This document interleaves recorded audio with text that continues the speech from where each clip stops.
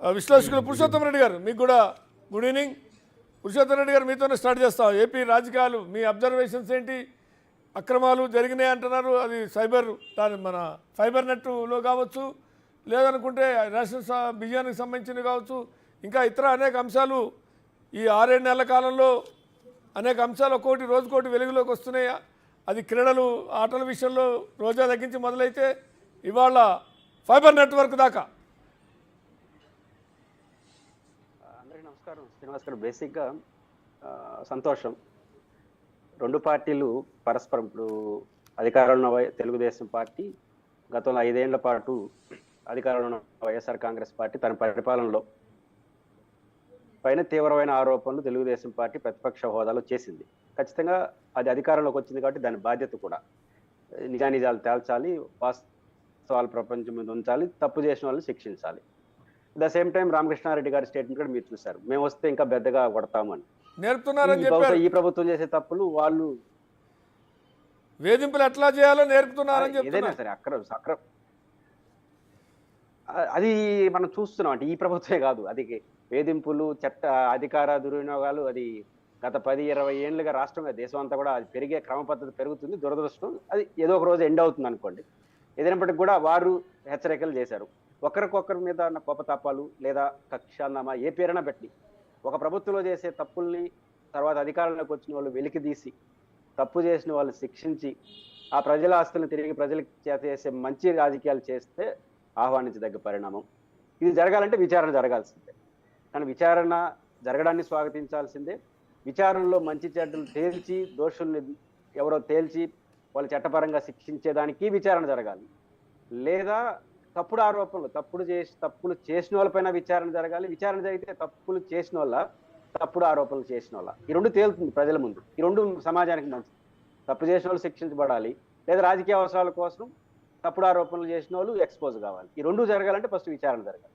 కాబట్టి నేనైతే విచారణను స్వాగతిస్తున్నాను.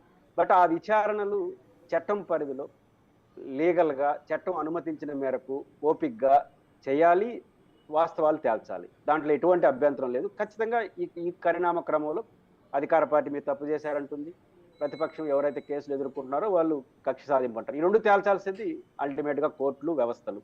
ఆ రోజు వరకు ఇది విచారణగానే ఉంటుంది. రాజకీయ విమర్శలు, ప్రతి విమర్శలు ఉంటాయి. అయితే మన చరిత్రలో మీరు మాకన్నా సీనియర్ జర్నలిస్ట్గా తెలుసు, 60-70 ఏళ్ళ భారత స్వతంత్రంలో ఏం జరగట్లా. నేను చెప్పిన ఒకరి అవినీతిని ఒకరు బయటికి తీసేసి, ఒకరిని శిక్షించే ఒకరిని శిక్షేసి, మన రాజకీయాల్లో వస్తున్నటువంటి అవినీతి కేసులు కానీ, తప్పుడు ఆరోపణలు కానీ, ఇవన్నీ ఎక్కడ ఒక దశకి ఎండి కార్డు పడట్లా. చాలా తక్కువ, 1% కూడా పడిందో లేదో నాకు తెలియదు.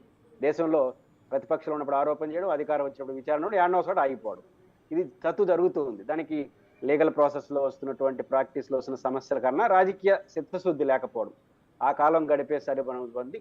ఏదైనప్పటికీ విచారణ నేను స్వాగతిస్తున్నాను. విచారణ చట్టబద్ధ జరగాలి. అంటే ఇక్కడే మీరు చెప్పిన దాంట్లోనే ఒక అంశం ఉంది. ఒకటి, చిత్తశుద్ధి లేకపోవటం అంటే కేవలం అంటే మీరు ఇందాక అన్నట్టుగా రెండు పార్టీలు, ఒకళ్ళు అధికారంలో ఉన్నప్పుడు ఇంకోటి ప్రతిపక్షం ఉన్నప్పుడు, ఆ ప్రతిపక్షం ఉన్నప్పుడు చేసిన ఆరోపణలు అవి అధికారంలోకి వచ్చాక వాటి మీద విచారణ చేయటం అనేటువంటిది కేవలం వీళ్ళిద్దరి మధ్య ఉండేటువంటిది. ఆ రంగంగా ప్రజలకు మేలే జరగాలి, అవినీతి జరగకుండా ఒకళ్ళంటే ఒకళ్ళు భయపడాలి. నిజానికి అధికారంలో ఉన్నవాళ్ళు రేపు వీళ్ళు అధికారంలోకి వస్తే మన అవినీతి అంతా బయటకు తీసి కేసులు పెట్టి విచారణ చేసి శిక్షలు వేస్తారేమో అని భయం ఉంటే అవినీతి జరగకుండా ఉండాలి. లేదు ఇవన్నీ ఉత్తుత్తివే, ఏం కాదులే అనే భయం లేనితనం వచ్చింది అంటే కేవలం ఒకళ్ళంటే ఒకళ్ళు ఏదో బ్లాక్మెయిల్ కోసమన్నా, లేదు రాజకీయ దురుద్దేశంతో కేసులు పెట్టుకోవాలా, కొద్దిగా కొన్నాళ్ళ పాటు వాళ్ళని ఇబ్బంది పెట్టాలా, తర్వాత వదిలేయాలా అనేది జరుగుతుందా, లేదు అండర్స్టాండింగ్ వస్తున్నారా? ఎండ్ కార్డు పడితే మీరు చెప్పింది జరుగుతుంది, నేను కోరింది జరుగుతుంది. ఎండ్ కార్డు పడాలి కేసుల పైన. ఎండ్ కార్డు పడట్లా. చివరికి ఏం చేస్తారంటే కోర్టులు చాలా బిజీగా ఉన్నాయి, కోర్టులో తేలలేదు, కోర్టులో చూసుకుంటాయని చెప్పి వదిలేస్తున్నాయి తప్ప, మన స్వతంత్రం వచ్చినప్పటి నుంచి ఈ రోజు వరకు సీరియస్ అలిగేషన్స్ చేసిన ఏ కేసులో కూడా చాలా 10% లోపే, నేను 1% అన్నాను, బిలో 10% ఎండ్ కార్డు పడి మంచి చెడ్డలు తేలినాయి తప్ప మొత్తం రాజకీయ విమర్శలు చేసే ప్రధానమైన సమస్యలన్నీ మనకి ఎక్కడ ఒక ఎండ్ కార్డు పడట్లా. పడితే మంచిది, కానీ పడితే ఎప్పుడు పడతాయి? నిజాయితీతో ఆరోపణలు చేసి నిజాయితీగా మళ్ళీ పరిపాలించాలి. మనం నిజాయితీగా పరిపాలించలేదు అనుమానం వచ్చింది అనుకోండి, రేపు ఇదే పని మళ్ళీ వాళ్ళు చేస్తారని భయం ఒకటి ఉంటుందిగా. మీరు చెప్పిన భయం ఏంటంటే ఇట్లా తప్పు చేస్తే శిక్షిస్తారని భయం ఉంటే మంచిది. అట్లా భయం కాకుండా మనం వాళ్ళ జైలుకి వెళ్తే మళ్ళీ మన జోలికి వస్తారు, మన జోలికి వెళ్తే వాళ్ళు వాళ్ళ జోలికి వస్తారని అడ్జస్ట్మెంట్లోకి వెళ్ళిపోయారు అనుకోండి, ఇట్లే జరుగుతుంటాయి. ఈ వాద ప్రతివాదాలు కొన్ని రోజు డిబేట్లకు పరిమితం అయ్యే పరిస్థితి వస్తుంది. కొంత సంతోషం, వాళ్ళు తిట్టాం, వీళ్ళు కొట్టాం, వాళ్ళు లోపలేసాం, మనల్ని చేశారంటే వాళ్ళు ఇది వరకే పరిమితం అవుతున్నాయి దేశ రాజకీయాల్లో తప్ప ఒక ఎండి కార్డు పడే పద్ధతిలో విచారణ జరిగితే దీనికి ఒక ముగింపు అయ్యే అవకాశం ఉంటుంది. రైట్ గఫూర్ గారు, అంటే ఇందాక సరే ఇప్పుడు ఇవన్నీ